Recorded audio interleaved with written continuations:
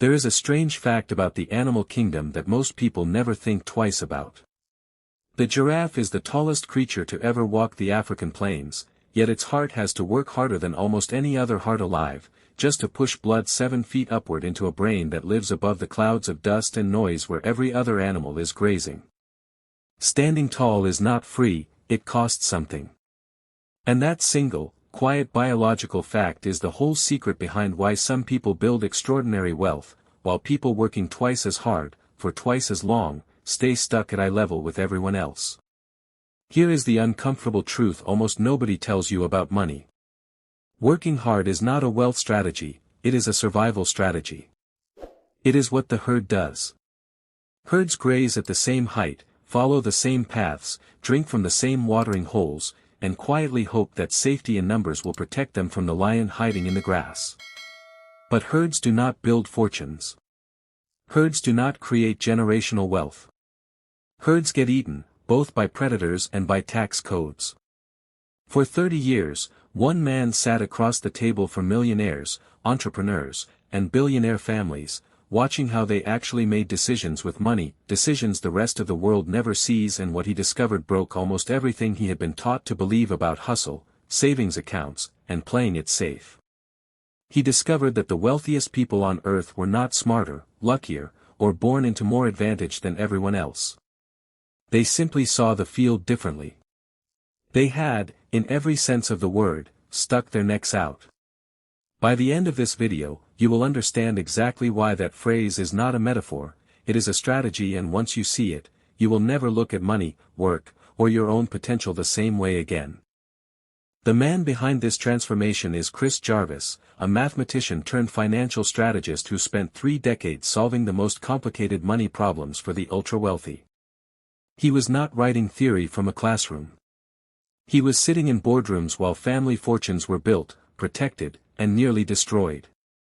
He watched brilliant entrepreneurs make millions and then lose half of it to mistakes nobody warned them about. And he lived through his own devastating chapter, losing his younger sister and business partner without warning, watching both of his parents face incurable cancer, and spending 4 years and $500,000 in legal fees just trying to collect the money he was already owed from selling his own company. Out of that fire came a single realization that reshaped his entire philosophy of wealth. If you want to build something extraordinary, you cannot think, plan, or move the way everyone else does. You have to elevate your vision the way a giraffe elevates its neck, high enough to see the paths, the dangers, and the opportunities that everyone still grazing at ground level will never notice until it is too late. That realization became the foundation of Giraffe Money, a book endorsed by Jack Canfield, co-creator of the Chicken Soup for the Soul Empire, who called Chris a teacher whose only motive was removing the unnecessary stress and confusion that keeps good people from real financial freedom. This is not a book about budgeting apps or clipping coupons. It is a book about the invisible architecture of wealth, the beliefs, the blind spots, and the elevated decisions that separate the people who work for money their entire lives from the people who eventually make money work for them. What you are about to experience is not a summary. It is a journey through 7 transformations, 7 shifts in perspective that mirror the 7 hidden paths the wealthiest families on earth have quietly walked for generations. Each one will challenge something you have been taught to believe about hard work, safety, and success. Stay with this until the end, because the final lesson is the one most people discover far too late in life, when there is almost no time left to use it. Lesson 1: The Herd Trap. Most people believe there is a direct, honest relationship between how hard they work and how much wealth they will eventually build. Work harder, earn more. Earn more, save more. Save more, retire comfortably. It sounds logical. It sounds fair. And for the overwhelming majority of people who follow it faithfully for 40 years, it quietly fails them. The hidden cause is a belief so deeply wired into us that we never question it. We are taught from childhood that effort alone deserves reward. But nature does not reward effort. It rewards positioning. 1,000 zebras can graze themselves exhausted every single day and never rise an inch above the grass line, because grazing was never designed to elevate anything. It was designed to keep the herd fed and calm, not free. Hard work, in the way most people practice it, is hard work. It is motion without elevation. It is staying busy inside a system that was never built to make you wealthy, only to keep you productive within it. The wealthiest families he worked with for 30 years were rarely the ones grinding the longest hours.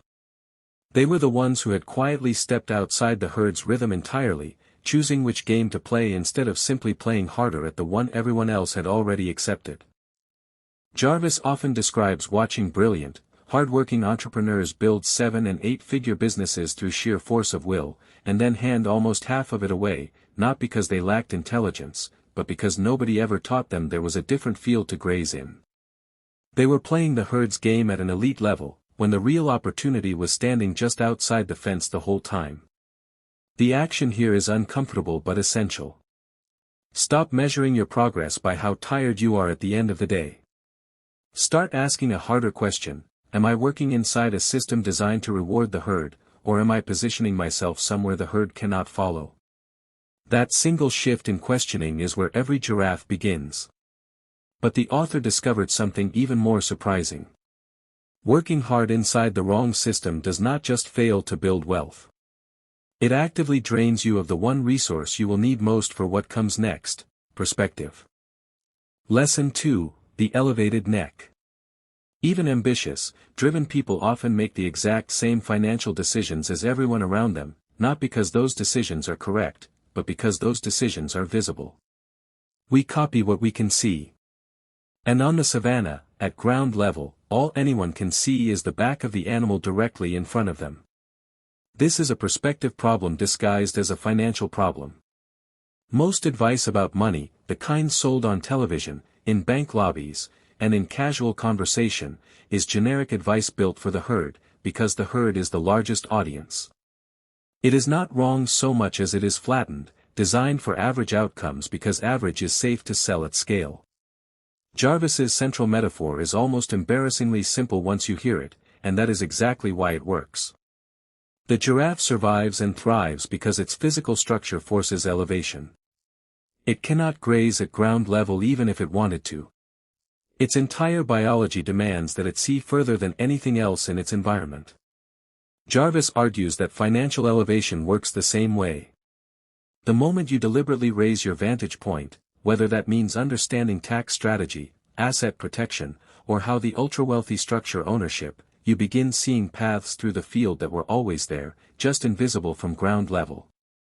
He recalls sitting with family offices managing tens of millions of dollars, and realizing the strategies protecting their wealth were not secret because they were illegal or unethical. They were secret because almost nobody ever lifted their head high enough to ask about them.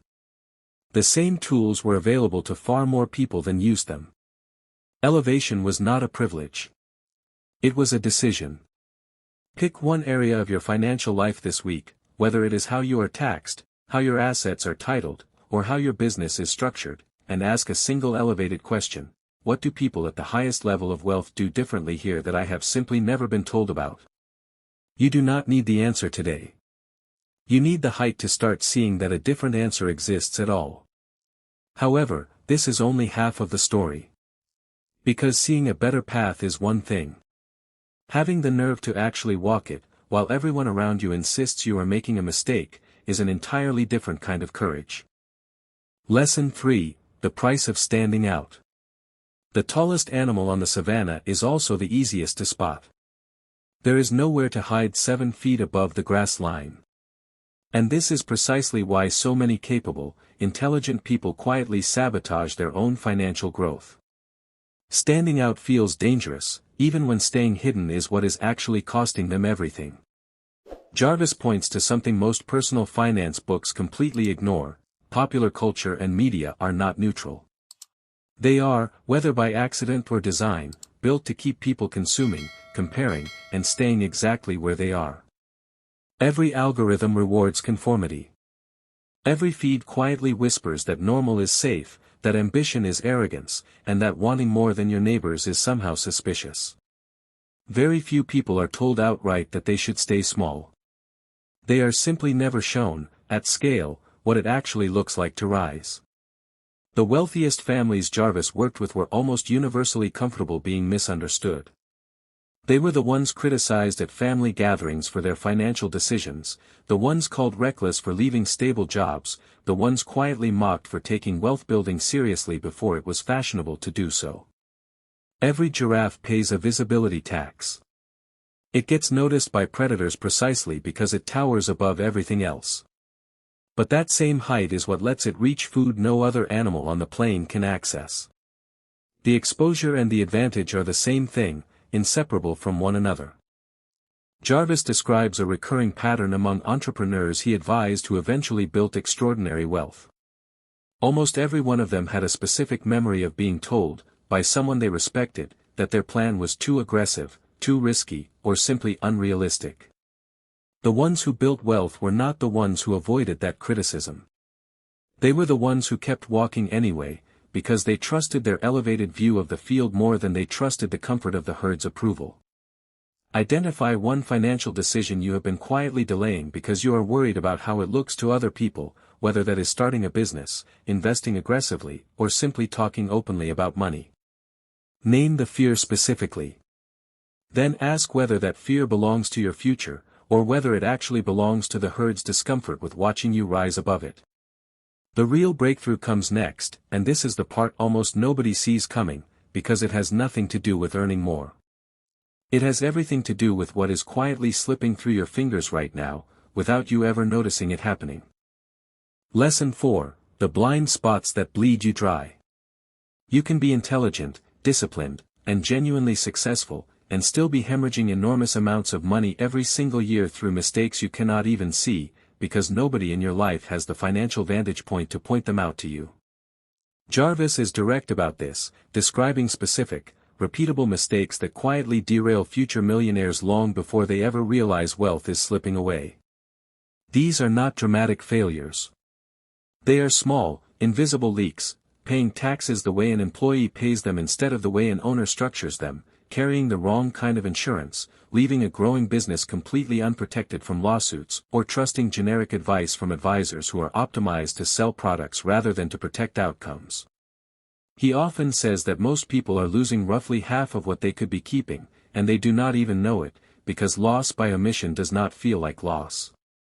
Nobody notices the strategy they never used. Nobody grieves the tax deduction they never claimed.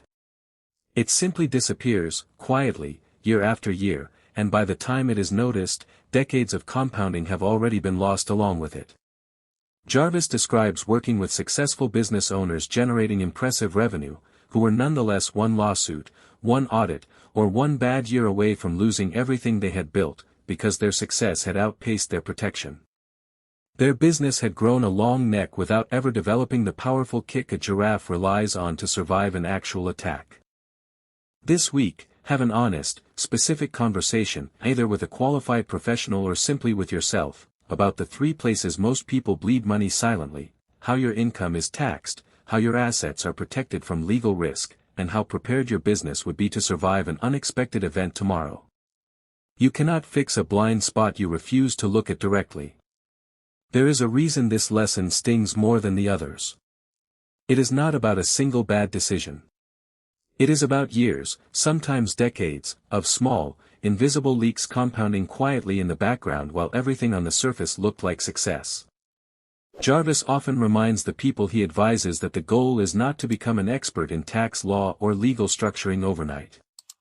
The goal is simply to stop assuming that generic advice, built for the average person grazing at ground level, was ever designed with your elevated ambitions in mind. But finding the leaks is only the beginning. Once you know where the danger is, the next question becomes far more serious.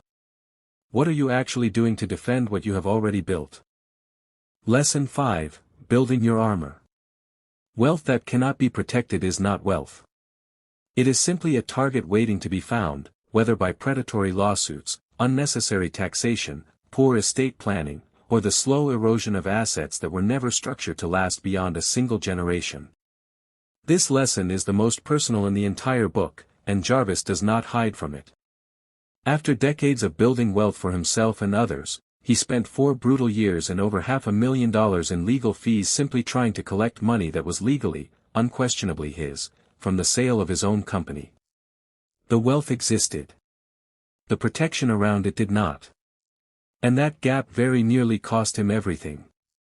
Jarvis argues that asset protection is not a luxury reserved for the ultra-rich. It is the very thing that makes ultra-wealth possible to sustain across decades and generations in the first place. The families whose fortunes survive multiple generations are almost never the ones who simply earned the most money. They are the ones who built proper legal and financial armor around what they earned, long before they ever needed it, because by the time you need protection, it is already too late to build it. He describes watching entrepreneurs pour a decade of their life into building a company, only to lose a devastating percentage of it in a single lawsuit or divorce or family dispute, entirely preventable losses that had nothing to do with market conditions and everything to do with structures that were simply never put in place. Meanwhile, families with a fraction of the visible success had quietly protected everything, because someone had taught them to build the fence before the storm, not during it. Ask yourself a single sobering question: if I were sued tomorrow, or if I passed away unexpectedly next month, would my wealth transfer smoothly to the people and causes I care about, or would it be tangled in exactly the kind of expensive, painful battle Jarvis lived through for 4 years? If you cannot answer that question with confidence, that uncertainty is the very blind spot this lesson exists to close. What makes this lesson so hard to internalize is that armor, by its very nature, is invisible when it is working correctly. Nobody throws a celebration for a lawsuit that never happened, or a family dispute that never escalated, because the right structure was quietly in place years earlier. Protection rarely feels urgent until the exact moment it becomes the only thing that matters, and by then, as Jarvis learned firsthand, it is usually far too late and far too expensive to build from scratch. But even the strongest armor is not enough on its own. Because protecting wealth and growing it require two completely different instincts, and the giraffe's most surprising defense is not what most people expect. Lesson 6: The kick that protects everything. Many entrepreneurs spend years building something extraordinary and then completely lose control of it at the exact moment they finally try to grow it, sell it, or pass it on, because they never designed the business with an exit in mind. Most business owners build with their heads down, focused entirely on today's operations, today's clients, today's revenue. They rarely pause to ask what the business will need to look like the day someone else wants to buy it, or the day they want to step away from it. By the time that day arrives, it is often too late to fix what was never built correctly. This is where Jarvis returns to one of the giraffe's most underestimated abilities. A single well-aimed kick from a giraffe is powerful enough to seriously injure or kill a lion. It looks gentle and slow, until the moment it needs to defend itself, and then it becomes one of the most devastating weapons on the savannah. Jarvis argues that a business needs exactly this kind of quiet, built-in power: the systems, the documentation, the clean structure, and the strategic planning that allow it to defend its value and be transferred successfully, long before a crisis or a sale ever forces the issue. He recalls advising business owners on the edge of selling companies they had spent decades building, only to discover, at the worst possible moment, that poor structure, undocumented processes, or messy ownership agreements were about to cost them a significant percentage of the value they had worked their entire lives to create. The businesses that sold well, and the founders who walked away wealthy and free, were the ones who had built the defensive kick into their company years before they ever needed to use it. If you own a business, or plan to build one, ask yourself honestly whether it could survive and thrive without you standing in the middle of it every single day. If the answer is no, that is not a future problem. It is a structural weakness sitting inside your business right now, quietly limiting exactly how much freedom and wealth it will ever be able to hand back to you. You have now seen how the wealthy think, how they elevate their view, how they endure the discomfort of standing out, how they close their blind spots, and how they protect and defend what they build. But there is one final lesson, and Chris Jarvis considers it the most important truth in the entire book, the one that no amount of money can ever buy back once it is gone. Lesson 7: Time, the currency above money. Almost everyone treats money as the ultimate scoreboard of a successful life, chasing more of it long after they already have enough, while quietly sacrificing the one resource that money can never fully replace. We are trained to believe money is the scarce resource, because money is countable, visible, and comparable. Time is none of those things, so we spend it carelessly, assuming there will always be more of it waiting for us on the other side of the next deal, the next promotion, the next milestone.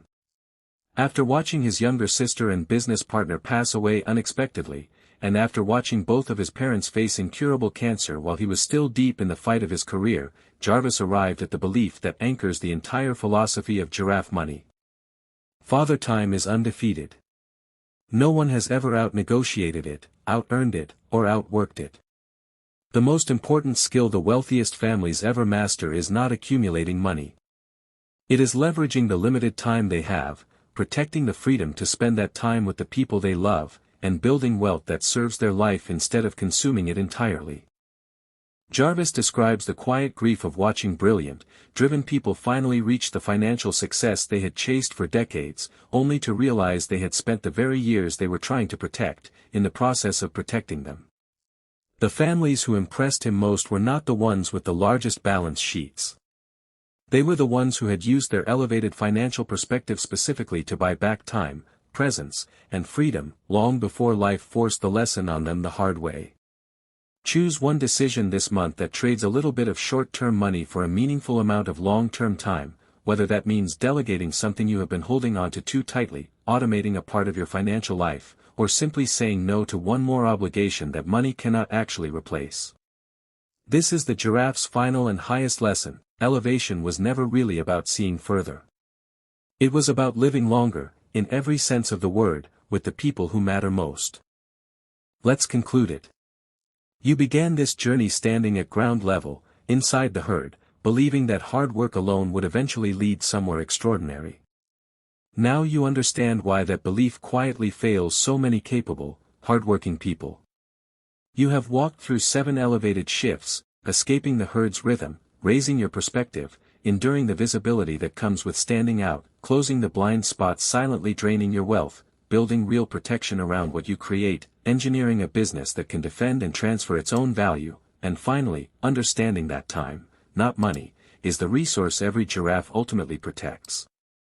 Do not let this become another video you watched and quietly agreed with. Chris Jarvis did not write Giraffe Money as a theory. He wrote it as decades of hard-earned, sometimes painful, real-world evidence. Choose exactly one lesson from everything you just heard, the one that made you the most uncomfortable, because discomfort is usually where truth is hiding, and apply it this week. Not someday. This week.